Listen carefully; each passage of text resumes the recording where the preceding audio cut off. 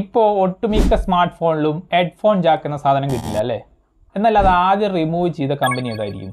എന്തിനായിരിക്കും? എന്തുകൊണ്ടായിരിക്കും? എന്ത് കണ്ടിട്ടായിരിക്കും?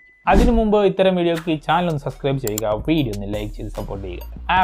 ആപ്പിൾ ആണ് 2016 അവരുടെ ഫോണിൽ നിന്നും ഹെഡ്ഫോൺ ജാക്ക് അങ്ങ് റിമൂവ് ചെയ്തത്. അത് റിമൂവ് ചെയ്യുമ്പോൾ പറഞ്ഞത് ഫോണിന്റെ water proofing, dust proofing capacity ഉയർത്താൻ വേണ്ടിയിട്ട്, IPR റേറ്റിംഗ് കൂട്ടാൻ വേണ്ടിയിട്ട്, ഫോണിന്റെ സ്പേസ് സേവിങ്സ് എന്നൊക്കെ പറഞ്ഞിട്ടാണ് അവരിത് റിമൂവ് ചെയ്തെങ്കിലും എന്നാൽ സത്യത്തിൽ അവർ ലോഞ്ച് ചെയ്ത അവരുടെ ഇയർപോഡ് വിറ്റ് പോകാൻ വേണ്ടിയിട്ടാണ് ഹെഡ്ഫോൺ ജാക്ക് അങ്ങ് റിമൂവ് ചെയ്തത്. ഹെഡ്ഫോൺ ജാക്ക് റിമൂവ് ചെയ്തിട്ട് അവർ കസ്റ്റമേഴ്സിന്റെ മുമ്പിൽ ഇയർപോഡ് അങ്ങോട്ട് വെച്ചു. ആപ്പിൾ വിചാരിച്ച പോലെ തന്നെ ചൂടപ്പം പോലെ ഹെഡ്ഫോൺ ജാക്കും വിറ്റുപോയി, ആപ്പിളിന്റെ ഫോണും വിറ്റുപോയി. ഒരു ചെറിയ ഓട്ട അടച്ചപ്പോൾ $14 ബില്യൺ ആണ് ഒരൊറ്റ കൊല്ലം ആപ്പിളിന്റെ ഇയർപോഡ് മാത്രം വിറ്റ് കിട്ടുന്ന ലാഭം. ഈ റേറ്റ് പല ഫോൺ കമ്പനികളുടെയും ടോട്ടൽ വിറ്റുവരവിന്റെ എത്രയോ ഇരട്ടിയാണ്.